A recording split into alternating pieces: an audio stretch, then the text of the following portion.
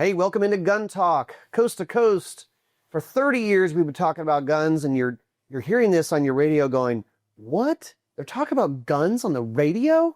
Yeah, it's real life. This is really happening. I'll be your host, Ryan Gresham. And if you've been listening, we are filling in for Tom. Tom is off exploring the world this week, but we got the Gun Talk crew here. We've got our crew here in the studio, but also we've got some guests coming in from all over the country who can chime in on things. Now, we recorded this a few days ago, so if something has popped off in the last few days and we're not talking about it, that's why. We recorded it a few days ago. And if you want to watch it, we are filming it and we're posting it across the Gun Talk channels, Facebook, YouTube, X. I guess we don't call it Twitter anymore. And then Instagram, all these places. And when the comments are rolling in, and you can be a part of the conversation, but you can't call in today because we're not live. So I apologize about that. But bringing into the show right now, one of our favorite people, a guy who has been down to Range Ready Studios and been to Gun Talk and shot with us and trained with us, Kevin Michalowski from USCCA, United States Concealed Carry Association. Welcome in, man. Hey, thanks for having me, Ryan. I'm really happy to be here. So you are the editor-in-chief? I know it feels like they keep giving you more titles. Yeah, well, the official title is executive editor because I've achieved that level of proficiency that I can now be called an executive. But no, I just sort of help shepherd a team of great people. So it's been a wonderful. It's coming up on almost 15 years now at the USCCA. So wow. It's been pretty good. And you're a guy who loves to shoot, loves to train, former police officer. And I'm going to bring you in. We have a couple topics we're talking about today that I think you're going to have some fun with, because you're a guy who trains and shoots, and you hear from your customers. I know you guys have all these members, and you hear from people of what they carry and how they carry and experiences doing it. One of the topics is, besides your gun, what do you carry every single day? Kind of a little bit of an EDC pocket dump. So is there anything strange for you that you carry every single day? It's one of those don't ever read the comments kind of things, because people just go crazy and insane. I can't even get people to carry a flashlight with them every day, yeah. Just a little tactical flashlight. I carry a flashlight, but once they start talking about it online, well, they're carrying a flashlight and a tourniquet and chest seals and 50 feet of paracord and stuff to make snares and whatever it is they're going to need to, that they have their get home bag in their truck and then their go bag in the trunk of their wife's car or whatever. We literally have all of those comments. Yeah. And it's, I'm always doing it wrong. No matter what I say, whenever I do anything on social media or in the magazine or something like that, we get, the letters to the editor that begin with I typically love your fine publication, however, and I'm like, okay, here we go. Kevin, if you're not pissing somebody off, you're not doing it right. I am really doing it right then, because I can make a whole lot of people mad in really short order. What I really want everyone to carry is your firearm, maybe some extra ammo, a flashlight, and I carry a knife not because I'm going to use it as a weapon or anything like that, because I'm going to use it to open boxes and because it is a tool that every adult should carry and be proficient with. I don't ever want to be in a knife fight. I don't ever want to be in a gunfight, but I even less want to be in a knife fight, because I've worked a lot with guys who are proficient at knife fighting, and it just scares the crap out of me. Oh yeah, it's just like every time you see a real proficient knife fighter guy, it's like, oh my gosh. Now that's the gun guys are scared of the knife guys. Yeah, that's the funny part. Now I did have one here. I got to read it to you because it made me laugh. Jason on Facebook said 2 knives, a tourniquet, and wait for it, a 10-ounce leather slapjack. Well, I happen to own a beautiful one that I bought from Andy's Leather. I don't carry it with me every day, but it's just kind of cool to have. And a lot of times maybe you're going to get caught up in the situation where you don't know what to grab first. At what you have so many weapons on you, which one are you going to grab first? And I laugh about this, but people say, well, if you only have a hammer, every problem looks like a nail. Well, if you're only carrying your gun, then you know you're only going to use it in a deadly force situation. And maybe you'll think about extricating yourself from the other situations. Because I say all the time, the best fight is the one you're not in. Yep. So if you want to get close enough to hit somebody with your slapjack, that's, I mean, it feels like you're going back to like the 1800s. You just go around slapping people. I mean, I know a slapjack would hurt like a lot, a lot. But it's just hilarious. Like the idea of like, you're just going to start slapping people with this slapjack. Do you think it's possible that actually using a slapjack would be problematic legally, maybe more so than pepper spray or other things? Absolutely. If you hit somebody in the head with your slapjack, that's deadly force. That's potential to cause death or great bodily harm. And if you're not facing an imminent threat of deadly force, hitting somebody in the head is a serious problem. Now, if you were targeting like upper arm and upper leg and things like that, it's really going to slow them down. It's going to make them pause and think. But again, it's like fighting with a knife. You got to be that close to that person and arm's reach plus the 6 inches of your slapjack, and then you're going to hit them. And it only takes one lucky punch for someone to knock you unconscious and then beat the crap out of you with your own slapjack. So, that's the problem. Like, I mean, I know it would hurt, but it doesn't mean that the guy that you're slapjacking is going to stop doing what he's doing. He may just get a hold of you and he's a brown belt in jiu-jitsu and he just chokes you out. Yeah. Like, stop hitting me with that dang weighted thing. Yeah. I saw a guy on the beach get put in a rear naked choke by a police officer, and the guy decided he was going to tap out, and the cop's like, no, just go sleep. Sorry, buddy. You don't get to tap out now that the cops are trying to subdue you. But going back to pepper spray, because I know you guys talk about all types of use of force. Yeah. I've kind of recently, in the last few years, gotten around to like, pepper spray is kind of a nice option. And I think John Correa, our buddy John Correa, say it's like, it kind of is between like shooting someone and just yelling at them. Like it kind of gives you options. What do you think? Yeah, and I like that. What I don't like are any of the side effects that come with pepper spray.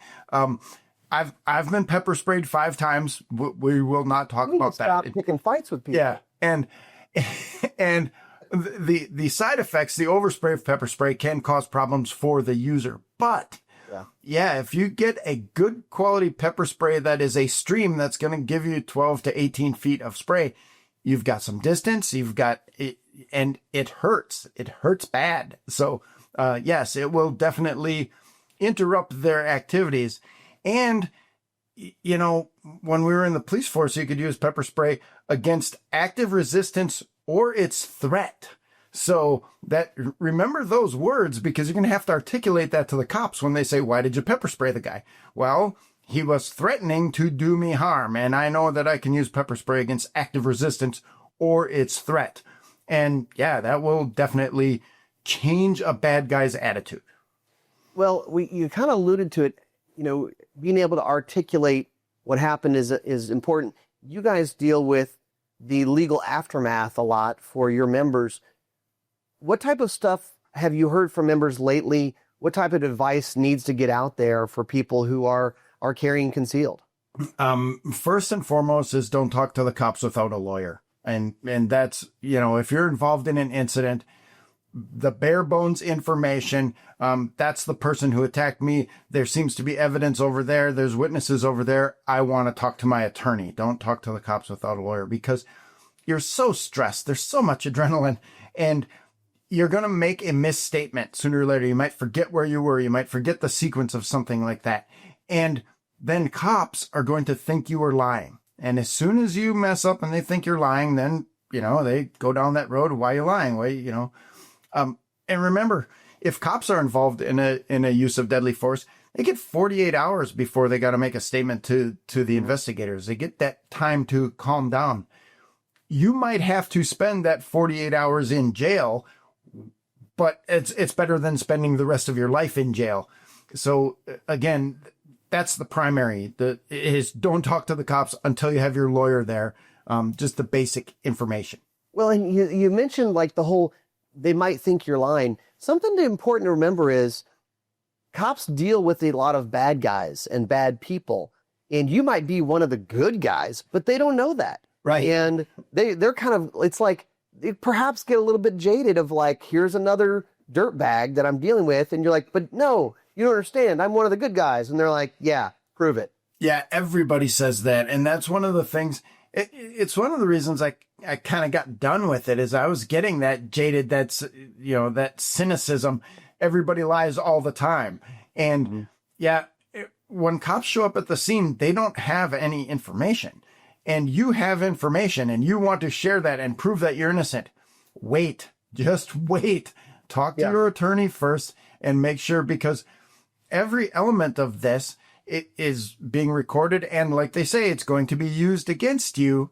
And yeah, ideally in the real world, you are innocent until proven guilty, but one misstatement and it just becomes more and more difficult to prove your innocence. And in effect, that's what you have to do when you're dealing with police officers.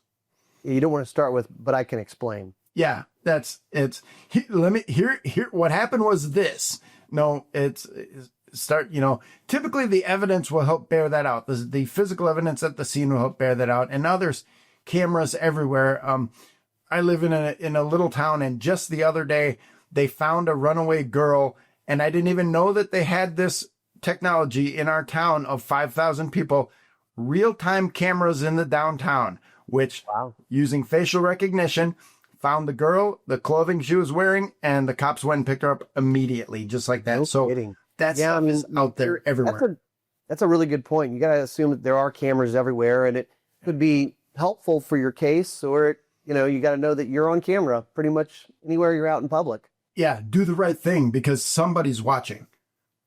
So we've got a couple discussion points. I told you the one about what do you everyday carry besides a gun, and we had all sorts of answers on our social media. But the other one that we're throwing out there is, what gun used to be your go-to that you no longer carry anymore? So think about that, because I think everybody has that. It's either like my first gun, or, what has changed and why has it changed in what you carry? And then also, Kevin, I know you guys hear from members all the time. What lessons are we learning right now? What trends are we seeing? You have a lot of people carrying because you've got more than half the states you can carry without a permit now. So, which also means there's a lot more people carrying, a lot more perhaps stories of things happening. So all stuff that we're going to talk with you after the break. We'll be back with more gun talk. I'm Ryan Gresham, filling in for Tom. Be sure to check us out on socials, Facebook, YouTube, X. Go to guntalk.com, sign up for our email list, find out what's going on and the special events we have going on at our place. We'll be right back. Hey, welcome back to Gun Talk. Right now on the show, we've got one of our buddies, Kevin Michalowski from USCCA, United States Concealed Carry Association. And we were just talking about what is the gun that used to be your go-to that you no longer carry or use? And that's a direct question for me. And yes, this is for you. Prepare to gasp as I tell you that I have an unhealthy number of Glock 19 pistols, and they now rest in boxes because I have just fallen in love with the Springfield Armory Echelon, the 4-inch barrel pistol. Really? Why is that? It feels better in my hand. I like the options that it has with me. I love the slide cuts. I love the adjustable back straps. The trigger press is really cool. None of my Glock 19 pistols are equipped with red dot sights, and this Echelon is cut for a red dot, and I've been running a red dot on it and getting better and better shooting red dots. And I just like the way the gun shoots. It feels great in my hand. It shoots better than I deserve. And I get to shoot a lot, so I shoot okay, but yeah, I shoot really good with that echelon. I don't think as a gun guy you're allowed to say that, Kevin. You dropped the Glock 19 to go to a different platform, the echelon. It really is a great platform. And you're saying that you are running it with a red dot now, right? Yes. Yep.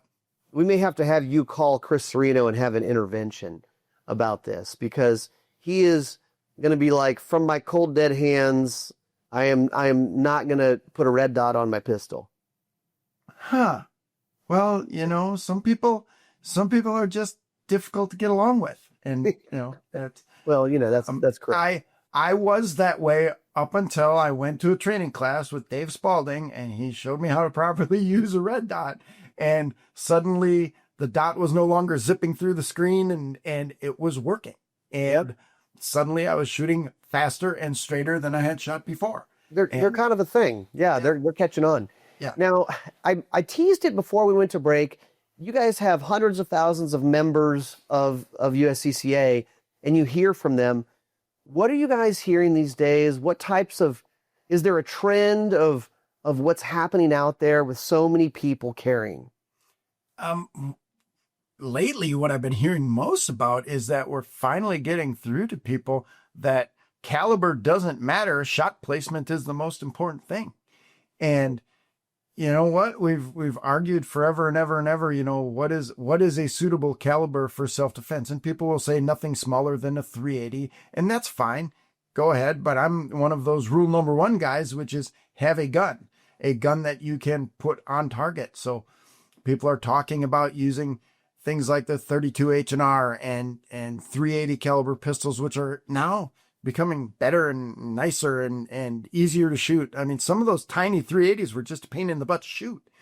And yeah, people are understanding that your gun does not have to have a caliber that begins with a 4.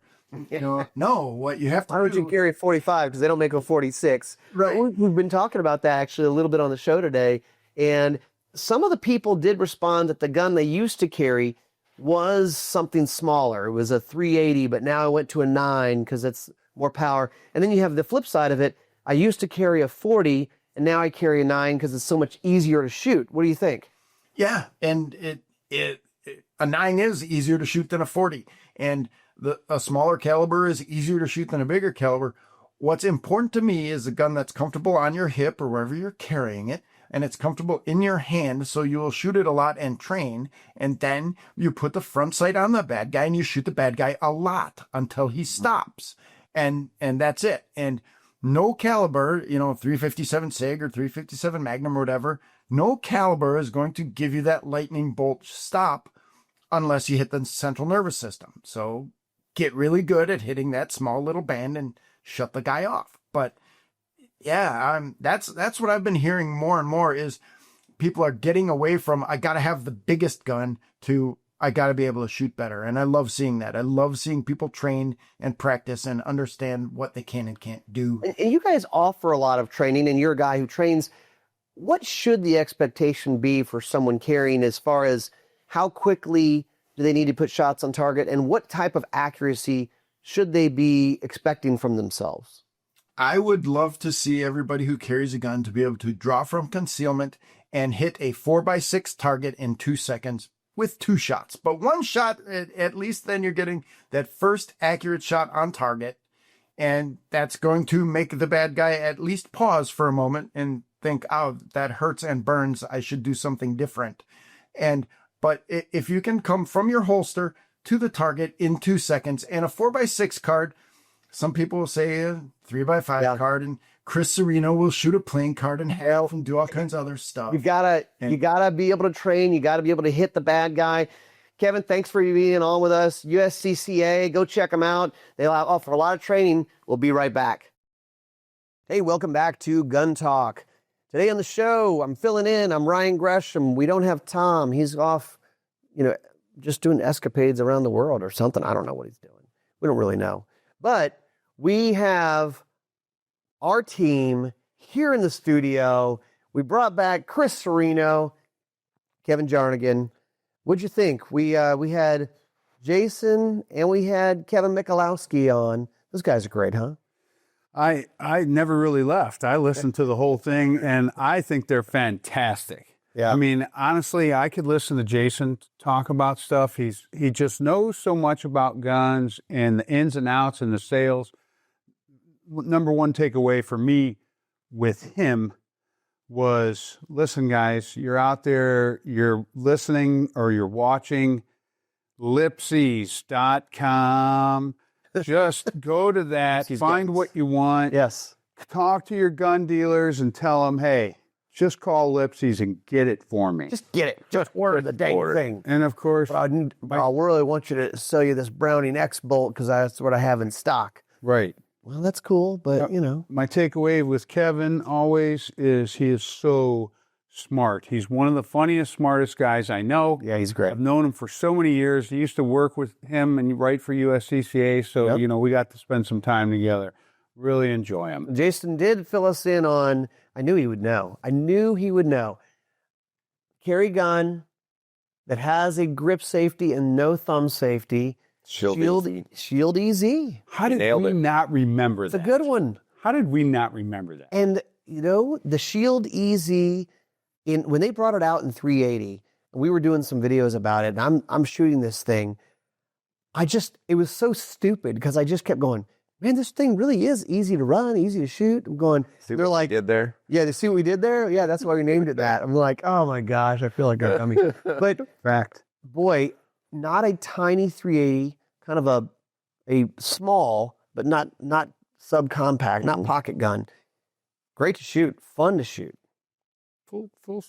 Relatively full-size gun. A great gun to teach people on too. And I wanted to bring that up. So this past weekend, I was telling you guys a little bit, I had some friends out to the range here, a buddy and his wife and his brother, and we're kind of shooting some guns. So the funniest thing that happened was he said he wanted to shoot his carry gun that he has been carrying for several years. It has a red dot on it, and he's shooting it, and he's doing fine, but he's a little bit all over the place, but he doesn't shoot a lot. And I mentioned something about, making sure that the red dot's sighted in to kind of to where you're shooting. And he goes, you have to sight those in? Oh, gosh. He has been carrying this gun with a red dot on it With confidence. for years, and he had never sighted in the red dot, Chris. Well, I mean, it's amazing what people don't know.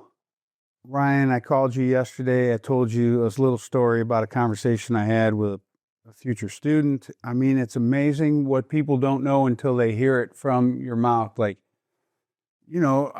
I know this. Do you? Yeah.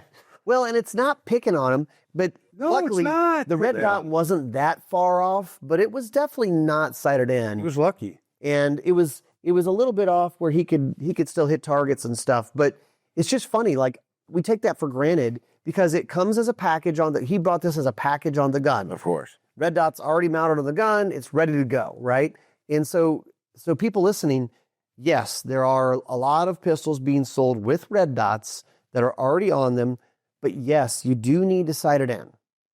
Well, just like hunting packages, right, Kevin? They sell every once in a while. You'll get a rifle with an optic and the whole type of thing, right? I've never bought one of those, but you're correct. Yes, you do get those.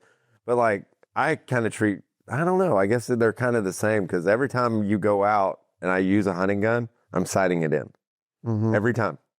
Well, Every single time. But here's what you're missing, my good friend. Yes, most people don't shoot well enough to notice a difference. You're right. Yeah. So there's that thing. It's like, okay, so yeah, I'm hitting all this. It's like, yeah, look at I'm hitting everything. I mean, I'm hitting. I hit the target. But they haven't trained with me or trained with somebody to say, you could do so much better. Well, that's why I asked Kevin, what should the expectation be? He said drawing from concealment and hitting a 4x6 inch square twice in 2 seconds. That's a standard that he would like to see people doing. Now, Chris, how many people do you think can do that right now? People who carry. I don't know if I can do that cold. Yeah, it's not easy. I mean, let's be honest. Yeah. KJ? I don't think not right now. Cold. I definitely don't think I could do that. I mean, right that's with my gun Shame on in you. the exact right position in my appendix spot, and I haven't sloughed around Well, and it's standing on a flat range. yeah, looking at standing on a cardboard flat cart. range. not shooting back. You know, and my belt hasn't jostled my gun just right. Mm-hmm. Listen, man, if you get in that type of situation, you're in trouble. You're you're in shooting, big trouble. your accuracy is going to go down, not up. Verbal skills, verbal judo, creating distance, disengaging. Number one, be observant. I know you want to say. I want to say something, but Chris keeps Shanghai. Go ahead. Cold. Go ahead. Chris can do this cold. Yeah, He's Chris- being very He's humble. good at the shooting. Yeah, because he is on the trigger every day. Like Sure. and Most he's people ready aren't. for it. Most people aren't. I mean, the other thing is It's your kind. just taking them out. His wife had never shot a pistol before. I think he wanted to give her his carry gun, his knife. I said, no. I grabbed a Sig 322 out of, and we shot that, and she had fun with it. She did fine. She shot really well with it. But whenever you can, someone who's never shot a pistol before, please, please, please give them a 22 to start. Don't you agree? Something really small. Yeah, I like a 22, and I like. Yes, you're 100% right. You got to feel that recoil. I like something that's a fuller size 22, the Rugers, the Smith & Wessons, the Sig Sauers. Yeah, I know there's other ones out there. Walter's got one, and theirs is really big. It's the stuff. Well, and it's a fun thing to take people out shooting, but you got to start them the right way and have some fun doing it. We'll be right back with more Gun Talk.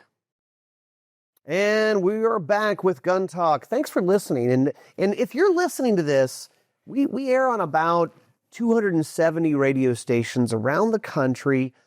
Do us a favor. Thank your radio stations for airing Gun Talk. It's not a given that they keep running us, but let them know that you're listening, because they're like, oh, dang, somebody is listening to this show. And I'll say this, if you're a local business that advertises, maybe, throw them a bone there. I'm Ryan Gresham. I'm filling in for Tom Gresham, and we got our Gun Talk team here. Kevin Jarnagin, KJ, formerly Flat Brim KJ. His brim is curved today. Give the people what they want. We are filming, so if you want to go see it in person, in real life, you can watch it on the Gun Talk channels. Chris Cerino is here. We're talking about taking people out to the range and some new people shooting. And I'll throw you another one. We were sighting in, kind of reconfirming zero on one of my buddy's rifles. It's a 6.5. It has a suppressor, nice gun, just fine-tuned it, no big deal. His brother had a 30-06, no suppressor, that had never been sighted in. Like, yeah, we'll get it sighted in. Boy, not that a 30-06 is known for being heavy recoil, but when you're shooting a 6.5 Creedmoor, the 6.5 Needmore, with a suppressor on it, it's just pleasant. It's one of the reasons it's so popular. 30-06, KJ, I was like, whoa, we're shooting a man's gun now. Yeah, it's all there. Like, you're getting all the grains. And that's, when you start like transitioning from a gun that doesn't kick a lot of recoil, to a bigger gun, you really find out quick, like, your little discrepancies in trigger press and your fundamentals. Yeah. And I know that's what Chris is big about, is the fundamentals. Like, if you don't have them in place, when you start shooting those bigger guns, the guns that you're not used to, it exposes a lot of the flaws. Yeah, for sure. Well, and the other part is I said, well, let me shoot it, because I didn't know. I don't think he was like real familiar with the gun. Mm-hmm. And, it's hot. We're just wearing a T-shirt. There's zero padding. And, I mean, I'm not saying I couldn't handle it, but it was noticeable in the recoil of going, oh, yeah, this is kind of like back in the day. Mm-hmm. And it's also a reason why, when we said shooting a 22 is a great place to start with a pistol, a new shooter, don't give them that 30-06, right, Chris? Well, the problem is eventually you got to get there, and you'll take a lot for granted. Like, we're taking things for granted now with the 6.5 needs more, and the suppressors and things we do. And then we get on another gun and we're like, holy moly, because didn't we just shoot one the other day maybe last month that didn't have your dad's. And it didn't have a brake. It didn't have anything. Nothing. It was just What kind of gun was it? 300 Winchester short mag. 300 Wisdom. So we shot it. And now I can do all that stuff. Mm-hmm. I shoot people's guns all the time because they want me to verify it. They're like, hey, is this thing zero? Can you help me zero it? And I can do it. And I can tough it out, just like we did for Leverfest with all the 4570s. But it takes every fiber of my being to not get flinchy, to get wincy, to blink my eyes, to press the trigger incorrectly. It takes every... How do I do it? I don't know. All right, because I know. So Chris and KJ, we are in the middle of September, and this is the season of everybody goes to the range to sight in their hunting guns and make sure it's zeroed. And it's the 5 shots they shoot a year through their gun to make sure. But tips on sighting in, because it was like my buddy was sighting in, and I was kind of trying to help him just get more accurate from the bench, because it's not just about plopping the gun down, and it's certainly not about leaning the gun against the hood of a truck, but certainly that's a way to do it. Chris, what are a couple tips you have for people when they're sighting their guns, getting ready for the season? I'm going to give you my high points, and then I'm going to defer to KJ. I know KJ does a lot of this stuff, but if you're just trying to get zero and make sure the gun is on, yes, use a bench, bag it, get your bags out, really nest that gun in, get down on it, shoot from as low as you can on the bench, because when you shoot on that bench, my terminology is you want to melt into the bench. I want my ribs touching, my arm touching, my triceps touching, my elbows touching. I want my feet firmly planted on the ground. I want to melt and slump into that gun and be as comfortable as possible. You're not balancing anything or holding anything up. And the way I kind of tried to describe it to him a little bit was like, you should just be looking through the scope and the crosshairs are just sitting on the bullseye. You shouldn't be having to fight anything. Now, KJ, what I want to know is... In a perfect world. Yeah. In a perfect world. KJ, what I want to know is bench or prone? I love prone because I can melt into the earth. Like I know that bench is not going to move. I can completely melt. Necks and stuff. Yeah. That's what kills. That's the problem. And that's why I think your training outside before you get to the range is just as important as when you get to the range, because then you know that trigger press, you know what that trigger is going to do, you know what the gun's going to do. You're shooting positionally in your dry fire practice. So you're going off of a ladder or off of a chair with a bag, and you're getting used to those positions, and you're getting down into prone and stuff like that. So a lot of it becomes for sighting in before the shot. I'm gonna add one thing to mine into all this. Yes, when you get to the bench, don't just go right to shooting. Oh, yeah. Settle in. Yes. Do it on a day when it's not too hot, not too cold, not too... Hopefully you can get not windy. Do it when you're not in a hurry. Yes, and press the trigger several times. Dry fire. Take some dry fire. Gun. Dry fire on the bench. Because we see a lot in that, don't we? That's your best trigger press. Yeah. Yeah, I mean, this will save you time. This will save you ammo. And if you do it right, you know your gun's on, because confidence is such a big deal. When you're out in the field, if you have doubts about where your gun is sighted in, you're not really sure, and you're thinking, I don't know, did I hold it? Did I sight it in 2 inches high at 100? But figure all that out before you get into the field. We'll talk about that and much more when we get back with more Gun Talk. All right, welcome back to Gun Talk. Ryan Gresham filling in for Tom Gresham this week. And we've got Kevin Jarnagin, Chris Cerino in studio with us right now. All right, guys, there is a video going around on the internet about this guy, and the video is wild. And if you haven't seen it, you need to go online and just look up like man shoots bear in house. Okay, a bear. This is the video. I'm going to lay it out for people who haven't seen the video. It's like night vision. He's got security cameras. He's creeping down the hallway with his AR with a light on it, and a bear charges him down the hallway, and he shoots 7 times and drops this black bear that was in his house. I know you guys saw the video. I mean, KJ, this guy was ready. He has played that scene out in his mind countless times. He was so 'cause excited. He was flawless in his execution of it. I might have done a few things different, but Like what? I like because he came downstairs and he was on the. I would have probably sat on the banister and like scoped it out because it almost looked like he had nods on. Well, he was working his way. I know there's a lot of what ifs. Though we can't see everything. You can't see everything. Well, let me tell you. Now the videos come out where he's answering questions because he says people are like, "Wait a minute, did he know it was a bear?" He goes, "No, I didn't know it was a bear. He just heard something in his house, and it was an AR. Mm-hmm. It was suppressed. It was an 11-inch Geisley. This guy is like, oh, okay. This guy is a real gun guy who was prepared and ready. And it was a 223-556 gun. Yeah. 7 shots into a black bear. It dropped. Yeah, it will do it. I mean, you pump enough lead in there, and they're gonna shut down. Yeah, I think it was obviously facing him. He did it very quickly. From what I saw, he executed perfectly.